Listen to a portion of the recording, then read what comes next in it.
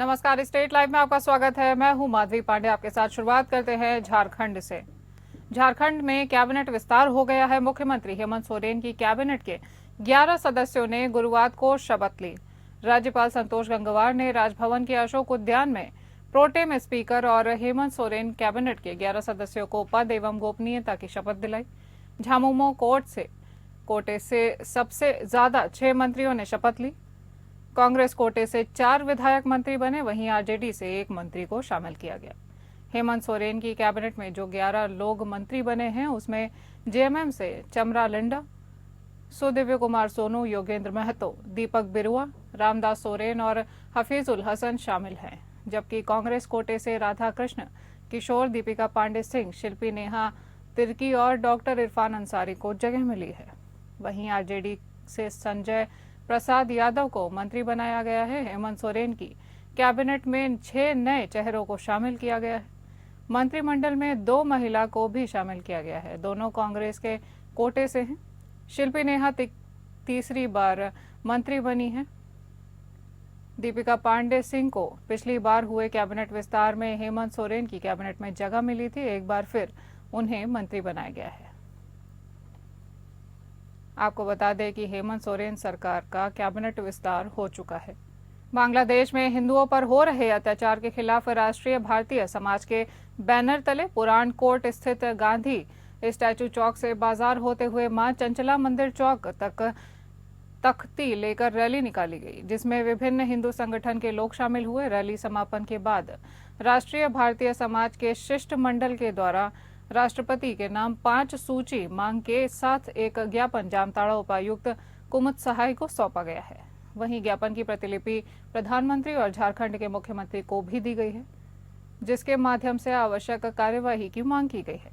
वहीं राष्ट्रीय भारतीय समाज के सदस्य रविशंकर पांडे ने कहा कि बांग्लादेश में हिंदुओं पर बहुत अत्याचार हो रहा है, उसी के खिलाफ यह रैली निकाली गई है।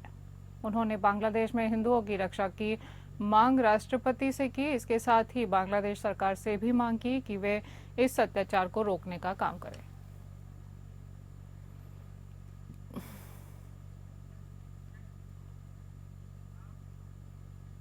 देवघर जिला के सारठ प्रखंड में निर्माणाधीन पावर ग्रिड में अचानक आग लग गई। आग से वहां रखे करोड़ों रुपए से सामान जलकर राख हो गए। सारठ के मोती बांध गांव में बिजली पावर सब स्टेशन के बगल में पावर ग्रिड का निर्माण किया जा रहा था, जिसमें 1,32,000 केबी बिजली का स्टोर कर 33 केबी बिजली का सप्लाई किया जाना था। लेकिन अचानक सब स्टेशन में आग लग गई और देखते ही देखते आग ने विराट रूप ले लिया, जिससे बिजली के सभी उपकरण जलकर खाक हो गए। वहीं आग पर काबू पाने के लिए कई दमकल वाहन घटनास्थल पर पहुंचे और आग पर काबू पाया। हालांकि आग जब तक बुझती तब तक करोड़ों की संपत्ति जल चुकी थी। आग लगने की वजह से शॉर्ट सर्किट को बताया जा रहा है। फिलहाल इस पूरे मामले की जांच की जा रही है। जानकारी के मुताबिक यह मशीन बीते साल 23 मार्च से निर्माणाधीन स्थल पर रखी गई थी और लंबे समय से यहां काम बंद था।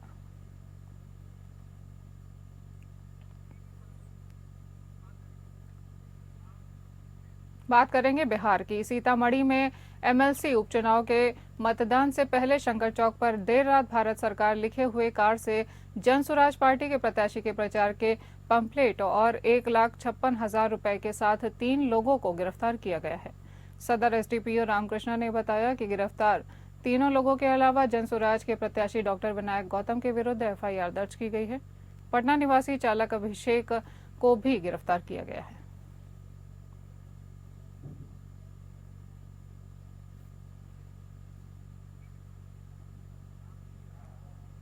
किशनगंज के बिहार बंगाल के रामपुर चेकपोस्ट के पास बंगाल पुलिस ने सीमा को सील कर दिया है। बंगाल ने अन्य राज्यों में प्याज और आलू खरीद बिक्री को रोक दिया है। इस फैसले के कारण बिहार बंगाल बॉर्डर के इलाके में करीब 8 ट्रकों को बंगाल पुलिस ने रोक दिया है। बंगाल सीमा पर बिहार में प्रवेश करने वाले ट्रकों की जांच की जा रही है। बिहार और बंगाल सीमा पर भी आलू और प्याज लदे ट्रकों को वापस किया गया है। ट्रक चालकों से पुलिस ने कहा है कि जिस स्थान से आलू और प्याज लोड कर लाए हैं इन्हें वापस ले जाएं। उन्होंने बताया कि मुख्यमंत्री ममता बनर्जी ने अधिकारियों को निर्देश दिया है कि राज्य में जब तक आलू और प्याज की कीमतें नियंत्रित नहीं हो जाएंगी बंगाल से दूसरे राज्यों को आलू और प्याज निर्यात नहीं होने दें। इस निर्देश के बाद सीमा पर वाहनों की पड़ताल कर आलू और प्याज लदे वाहनों को आगे जाने से रोक दिया जा रहा है। इससे बिहार में बंगाल से आलू और प्याज की आयात ठप पड़ चुकी है।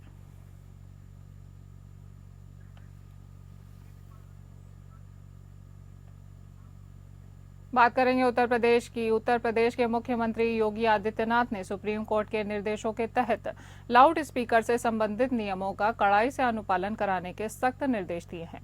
इन आदेशों का पालन सुनिश्चित करने के लिए गुरुवार सुबह लखनऊ पुलिस के वरिष्ठ अधिकारियों ने शहर के विभिन्न क्षेत्रों में मॉर्निंग निरीक्षण किया। Police commissioner Amarendra Kumar Sengar, DCP central Raveena Tyagi, SDCP, ACP और थाना प्रभारियों ने हजरतगंज महानगर पश्चिम क्षेत्र समेत राजधानी के प्रमुख इलाकों में भ्रमण किया। धार्मिक स्थलों पर लगे हुए लाउड स्पीकरों की जांच की गई और सुप्रीम कोर्ट के आदेशों का अनुपालन सुनिश्चित कराया गया। इसके साथ ही हाई स्पीड बाइकिंग के खिलाफ विशेष अभियान चलाया गया, जिसमें कई लोगों पर कार्यवाही की गई है। मॉर्निंग वॉक पर निकले नागरिकों से अधिकारियों ने संवाद भी किया और सुरक्षा से जुड़े मुद्दों पर सुझाव भी लिए।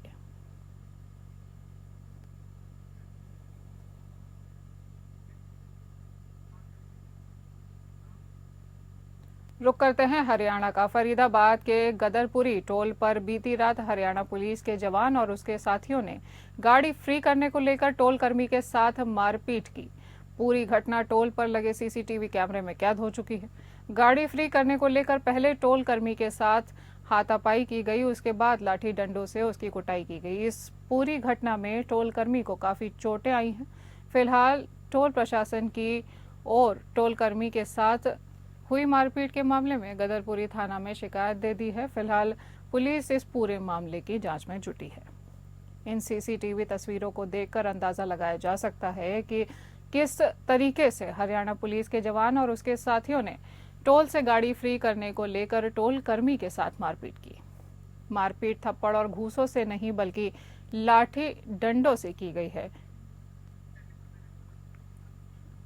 आपको बता दें कि एक बार फिर से टोल कर्मी के साथ मारपीट का मामला सामने आया है। हरियाणा के फरीदाबाद के गदपुरी टोल पर बीती रात हरियाणा पुलिस के जवान और उसके साथियों ने गाड़ी फ्री करने को लेकर टोल कर्मी के साथ मारपीट की।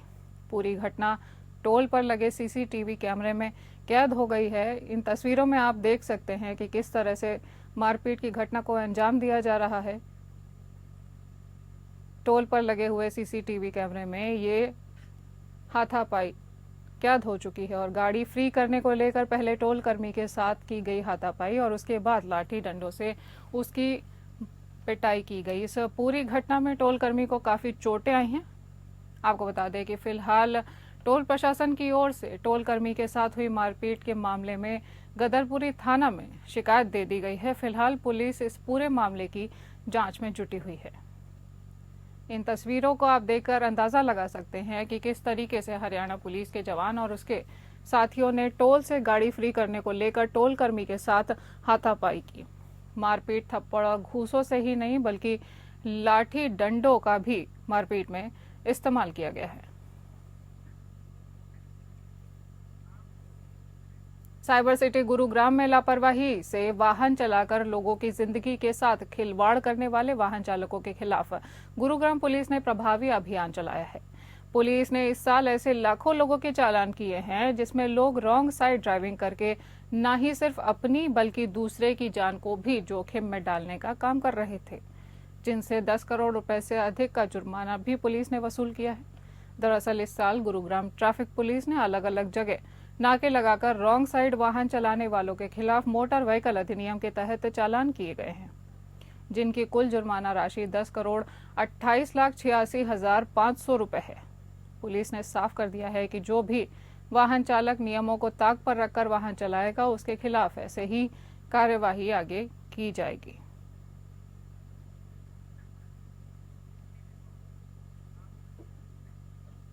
आपको बता दें कि Dadri Delhi national highway 334B पर गांव अचीना ताल पुलिस चौकी के सामने स्कूटी सवार जेबीटी अध्यापिका को कैंटर ने टक्कर मार दी। इस हादसे में अध्यापिका की मौके पर ही मौत हो चुकी है। वहीं गाड़ी चालक कैंटर को मौके पर छोड़कर फरार होता हुआ देखा गया है। सूचना मिलने पर पुलिस ने शव को कब्जे में लेकर दादरी के सिविल अस्पताल के शव गृह पहुंचाया है, जहां पुलिस ने मृतका के पति विजय की शिकायत के आधार पर कैंटर चालक के खिलाफ केस दर्ज कर आगामी कार्यवाही शुरू कर दी है। करीब 47 वर्षीय गांव रानीला निवासी जेबीटी अध्यापिका कविता देवी के पास बस के प्राइमरी स्कूल में बतौर स्कूल हेड कार्यरत थी। आपको बता दें कि ये दर्दनाक हादसा स्कूल अध्यापिका के साथ में हुआ है। आज सुबह हमारे पास सूचना मिली थी कि भाई एक महिला है कविता कुमारी नाम से, उनका एक्सीडेंट अचीना ताल बस स्टैंड के पास हो गया है। जो महिला की ऑन द स्पॉट डेथ हो गई थी, जो डॉक्टर साहब ने भी कंफर्म कर दिया है डेथ हो गई है।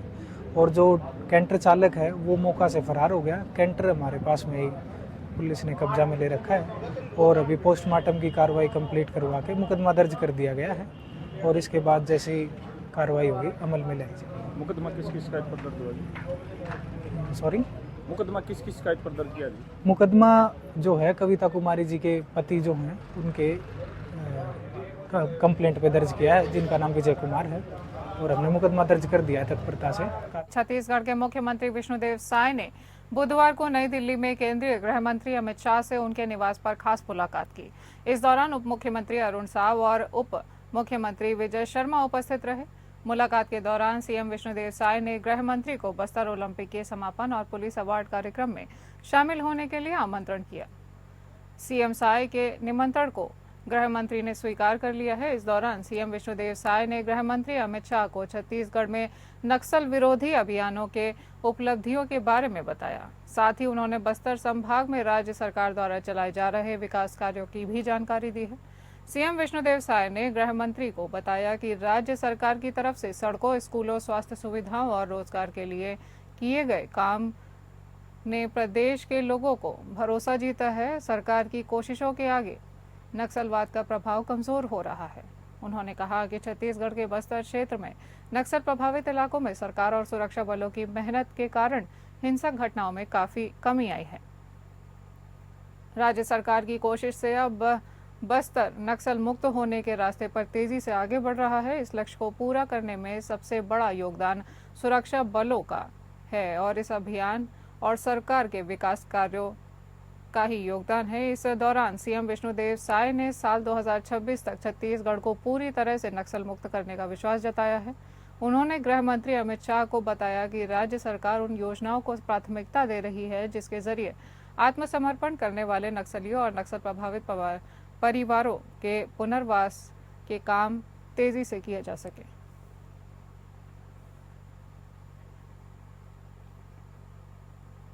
रायपुर उत्तर विधायक पुरंदर मिश्रा ने मीडिया को संबोधित करते हुए 1 साल की उपलब्धियों को गिनाया है। पुरंदर मिश्रा ने कहा, क्षेत्र की जनता ने जो मुझ पर विश्वास किया था उस विश्वास पे मैं खरा उतरा हूं। 1 साल बाद हम सब मिले हैं। आप सभी को बधाई और शुभकामनाएं देता हूं।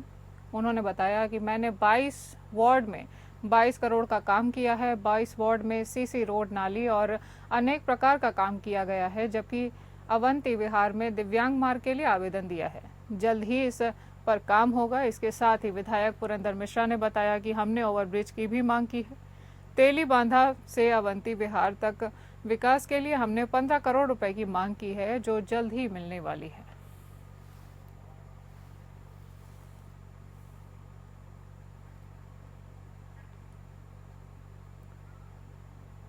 रायपुर के अभनपुर में एक हेडमास्टर ने महिला बीईओ के साथ मारपीट कर दी। आरोपी हेडमास्टर राजन बघेल परसदा गांव के मिडिल स्कूल में पदस्थ है। उसने बीईओ धनेश्वरी साहू के ऑफिस में घुसकर उनसे मारपीट की। पुलिस ने मामला दर्ज कर लिया है।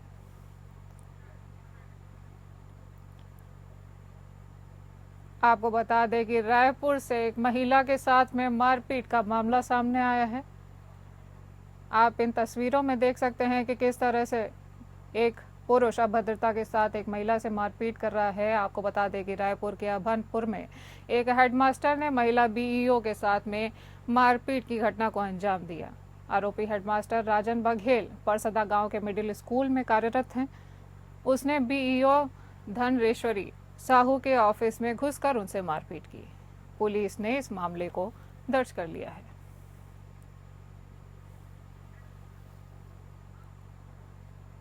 आज कांग्रेस द्वारा दूसरे दिन भी धान खरीदी केंद्र चलो अभियान चलाया गया। सेजबहार, खोरपा, मड़िकचौरी में किसानों को धान बेचने में बड़ी परेशानियां हो रही हैं। हाल ये है कि 15 जनवरी तक का पूरा टोकन कट गया है, जिसमें किसान परेशान नजर आ रहे हैं। कांग्रेस का कहना है कि ऐसा करके आखिर सरकार किसको फायदा पहुंचाना चाहती है। जब कांग्रेस निगरानी समिति के लोग मड़िकचौड़ी धान खरीदी केंद्र पहुंचे तो खुद चोरी पकड़ी गई और धान की बोरी वजन कराया गया तो हर बोरी में 1.5 या 2 किलो अधिक धान पाया गया। प्रबंधक ने खुद स्वीकार किया है कि ये बहुत बड़ा घोटाला है। ये सरकार की मनमानी दर्शाता है। सरकार किसानों को छलने का काम कर रही है।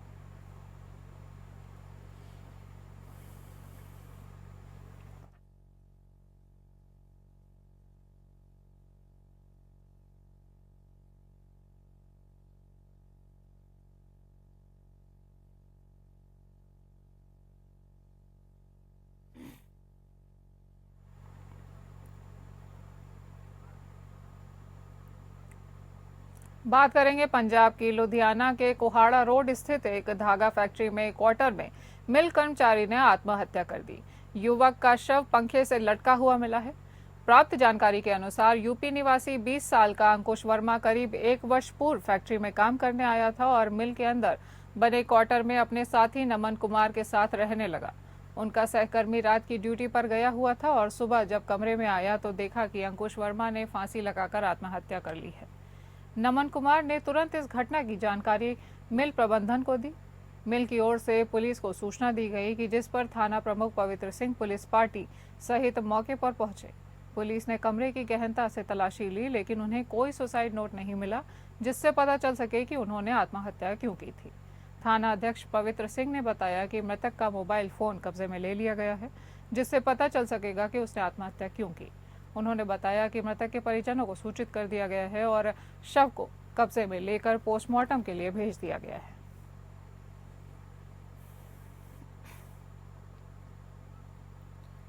अमृतसर के मजीठा थाने में विस्फोट की खबर सामने आई है। हालांकि ये विस्फोट किससे हुआ है और इस पर सस्पेंस बना हुआ है। थाने में विस्फोट की खबर मिलने के बाद मीडिया की टीमें मौके पर पहुंची और लेकिन पुलिस ने थाने के बाहर के गेट पर ताला लगा दिया है। वहीं पुलिस अधिकारी अंदर मामले की जांच में जुट गए हैं। थाने के बाहर की खिड़कियां भी टूटी हुई थी। इस बीच मजीठा के स्थानीय पत्रकार ने बताया कि जब वह कवरेज के लिए पहुंचे तो उनका मोबाइल फोन पुलिस ने छीन लिया और कोई कवरेज नहीं करने दिया जा रहा था। उधर डीएसपी जसपाल सिंह ने कहा कि मीडिया से उन्होंने बातचीत की कि किसी भी तरह का कोई ब्लास्ट नहीं हुआ है। केवल एक पुलिसकर्मी अपनी मोटरसाइकिल के टायर में हवा भर रहा था, तभी मोटरसाइकिल का टायर फट गया और बाद में पुलिस कर्मचारी अपनी मोटरसाइकिल ले गया और पुलिस स्टेशन पर छोड़ दिया था। कोई जनहानि इसमें नहीं हुई है। उन्होंने यह भी कहा कि थाने के अंदर किसी भी तरह का कोई नुकसान नहीं हुआ है और कोई शीशा भी नहीं टूटा है। वहीं किसी पुलिसकर्मी की मोटरसाइकिल का टायर फटा है, इसकी जांच सुबह की जाएगी।